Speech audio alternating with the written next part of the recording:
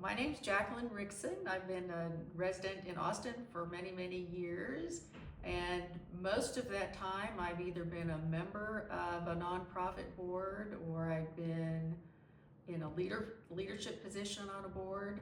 And also in my work as an attorney, I've represented several nonprofits. You mentioned that you've been a board member for various organizations throughout Austin. Could you explain the different roles board members are expected to play in those nonprofits, and what are some of the key challenges you've faced? Sure. So one of the things, it really depends on whether the board is what I would call a working board or a governing board. And a working board is usually when the nonprofit has no employees or very few employees, and so a lot of what the board members do is the work of the nonprofit. And then a governing board is when there is a staff and an executive director typically, and they do the day-to-day work, and so the board is more in a role of overseeing what the nonprofit is doing. And sometimes you have board members, and they're not aware of the fact that there could be these two different types of boards, really. And so that can get very confusing if you have a governing board but a board member who thinks it's a working board. Thank you. In your article, you discuss the many roles board members play, such as governance, fundraising, and strategic planning. How do you prioritize these responsibilities, and how do you ensure clear communication? For me, with my lawyer background, I think governance needs to be a priority all the time, no matter what. And I will tell you, my experience is that a lot of other people who work in nonprofit boards don't see it that way. They see the governance as kind of an afterthought and an if we have time. And my view is the governance is a foundational aspect of the board, and it's not optional. And so I would say board training is important, and it doesn't have to be exhausting, and it doesn't have to be, cumbersome, but I think board training is important. And what governance means, which the bottom line, governance means that if the organization runs out of money and can't pay its bills, it's the board of directors who are on the hook financially. And that usually gets people's attention. Your article highlights the challenges of transitioning from a founder-led organization to one with a paid executive director.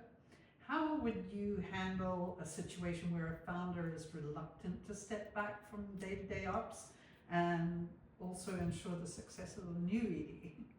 That is really, really, really hard, because I think you can think of the founders of a nonprofit kind of like parents of children.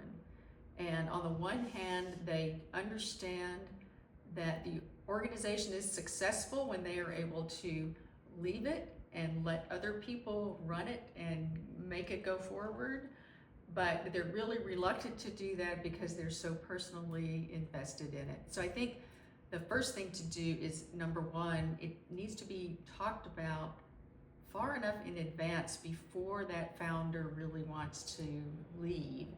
And I think a lot of what you do and how you do it really depends on the founder.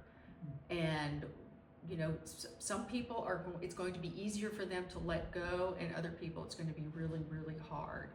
And trying to figure out ways where you can sort of wean them off their founder role without throwing them out completely, because that oftentimes has lots of adverse effects as well, and figure out ways that they can be involved and really continue to make an impact without being the day-to-day person. So you emphasize the role of the board president as a servant leader, facilitating communication between the board and staff. In your opinion, what makes a board president successful, and how would you balance leadership with the role of the ED to ensure the organization's operation?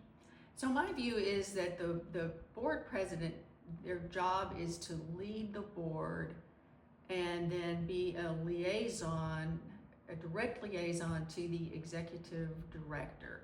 And so leading the board means they are the person who needs to make sure that the board understands what the board's responsibilities are. That's not the executive director's job. It's very helpful if the executive director supports the board president with those endeavors. And then the second thing is that I think it's the board president's job to assist in finding new board members and figuring out what are the talents among the existing board members, and then leading board meetings and any other board activities in an effective way, not just being like a timekeeper or sort of a hall monitor sort of person.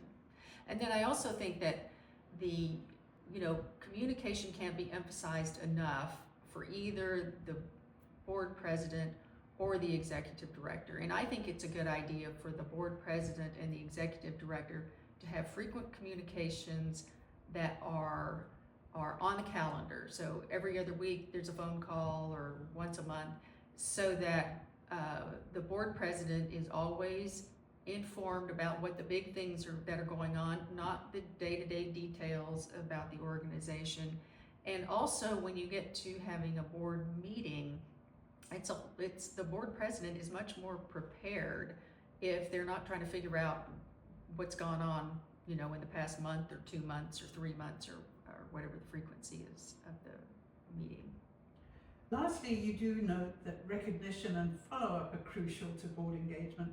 What strategies would you implement to keep board members engaged, motivated, and feeling valued? I think the first thing is to not just think about them when there's a board meeting, and keep them involved on what's going on in the organization, what are the challenges, what are the successes. And I would say that a lot of that doesn't really need to come from the board president unless it's really board activities.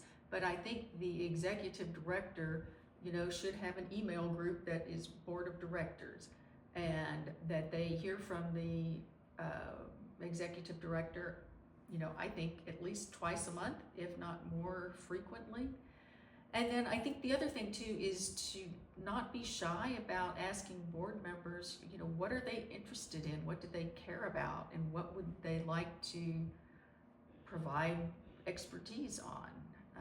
Because a lot of times board members have lots of talent and they're willing to share it, but I think it's not necessarily that board member's responsibility to figure out how to make all that happen.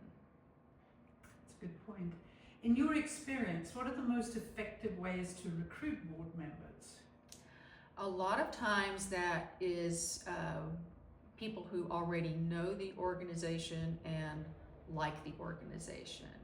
And so rather than trying to start from scratch and find the perfect board member to do something, a lot of times there are people who are already in the orbit of the organization, and they might not even be thinking about board membership. They might not even know what it is. And sometimes it's a matter of a board member approaching them, or maybe the executive director approaching them. I think it's a really bad idea to sort of put out a casting call for anybody who might want to be a director of an organization.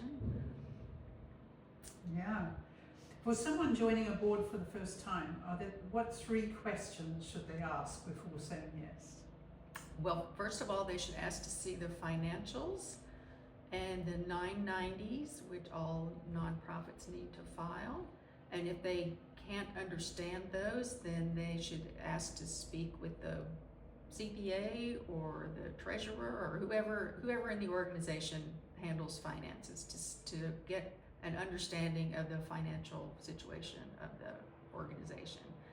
Second, they should ask about the governance and organization of the board. And then I think third, they should ask what is expected of them as a board member, and what should they expect of the organization once they are a